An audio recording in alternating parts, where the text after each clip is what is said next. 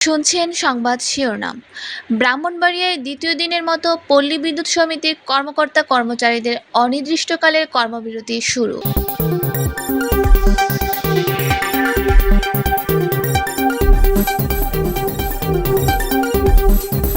এবার বিস্তারিত। ব্রাহ্মণবাড়িয়ায় পল্লী বিদ্যুৎ সমিতির কর্মকর্তা কর্মচারীরা দ্বিতীয় দিনের মতো অনির্দিষ্টকালের কর্মবিরতি শুরু করেছে। আজ মঙ্গলবার সকাল থেকে পল্লী বিদ্যুৎ সমিতির ঘাটস্থ কার্যালয়ে এ উপলক্ষে এক প্রতিবাদ সভা অনুষ্ঠিত হয়। এতে বক্তব্য রাখেন সমিতির এজিএম আব্দুল মজিদ, এজিএম রাশিদ ইসলাম মুরাদ, এজিএম নূরে আলম প্রমুখ।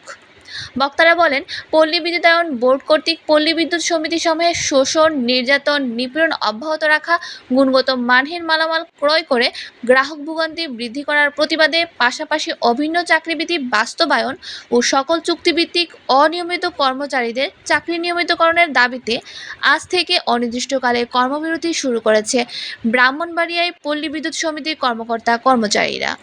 বিদ্যুৎ ব্যবস্থা ও জরুরি গ্রাহক সেবা সচল রেখে দাবি আদায় না হওয়া পর্যন্ত তাদের কর্মসূচি অব্যাহত থাকবে।